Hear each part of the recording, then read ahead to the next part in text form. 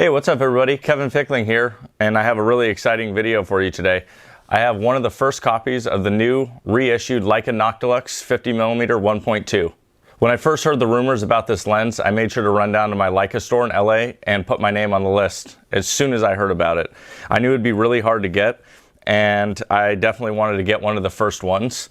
They only made 1,757 of these lenses originally, so the price on them is anywhere from $30,000 to $60,000 if you want to pick up one of the originals, and they're just really hard to find. I've always wanted to test one of these lenses out, but I've just never known anybody or had the chance to try one of the original ones out. I'm really into vintage glass. I have a lot of the old Summicrons. I've tried some of the old Summilux lenses, and I like to mix bit of vintage and modern renderings into the photography that I do. So I'm really excited to get this lens out and give it a try. This lens was extremely hard to make when they first came out in the 60s, and it's even rumored that there was only 2 people that could hand polish the aspherical elements in the lens, and they had a big failure rate with the lenses. They were really hard to test, very hard to produce the glass elements, so they had a lot of rejects when they made the lenses.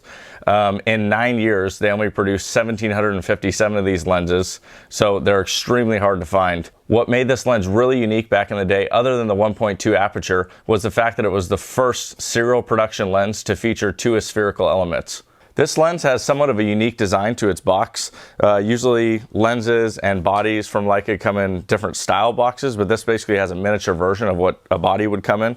So it's kind of this pull-apart style box where you open the top and the sides fold down like this, and it reveals this really nice inner black box here. All right, let's check out what's inside the box. Got this nice slip-apart design here. All right, up top we have a foam container. It looks like it has a metal rear cap for the lens here. It's got the lens hood. Take these out here. So we got a nice Leica lens hood. It's the clip-on style, similar to the black chrome 50 Summilux and the black chrome silver chrome 50 Summilux, like this lens, and the 50 Apos when they have more of that classic barrel design. So check it out here. We got foam, got the cap. All right, inside here we have some paperwork, it looks like, maybe just your basic instruction manuals and maybe some information about the lens. And what's unique is this actually comes in a plastic container where normally the Leica lenses come in a leather lens pouch. So this bubble case is kind of a throwback to those old designs. So let's take it open here, unscrew it. It's got the cool Leica red dot on the top there. All right, got the lens here. So the black chrome actually uses an aluminum body versus a brass body that the silver chrome lens has. So this one should be a little bit lighter. The lens is still really hefty, actually. Surprisingly, I didn't expect it to be this solid for such a small lens. It's a little bit wider in diameter than the Summilux, but I think it is actually a little bit shorter. So you have a nice metal Leica cap here. So this is nice. Most lenses don't come with the metal front and rear caps like this. So that's a nice touch. Nice round aperture blades, big front element. Like I said, it's got the ring here for the clip-on lens hood.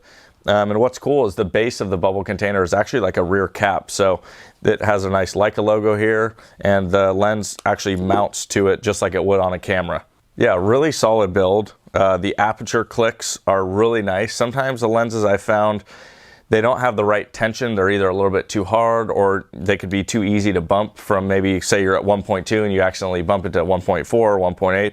This has a really nice feel to the detents, and yeah, it feels really good. I like that. Definitely one of the best Leica lenses I've felt for that feel in the aperture ring. What's really nice about this lens versus the old one is the addition of 49mm filter threads in the front of the lens. The old lens used what's called a series filter, so the filter would just sit on the front of the lens, then the hood would clip on top of that and it would hold it in place.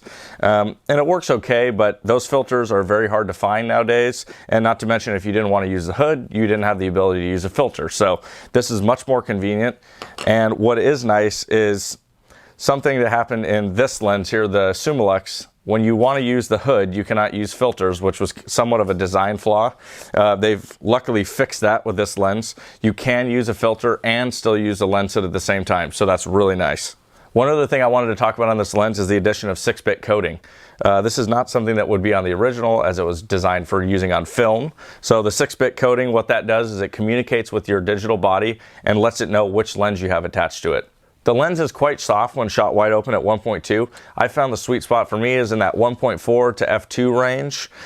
Doing portraits at the 1 meter minimum focus distance can be quite tough at 1.2. There's not a lot of contrast, so even using live view on a camera I found difficult, so the rangefinder for me has actually been where I've been shooting it the most. I've tried it on a few different cameras, the SL2S, the MP240, I've shot it on my MP and also my M10 monochrome. And yeah, I think I have a few images here that I can show you guys that will give you an idea of how this lens renders.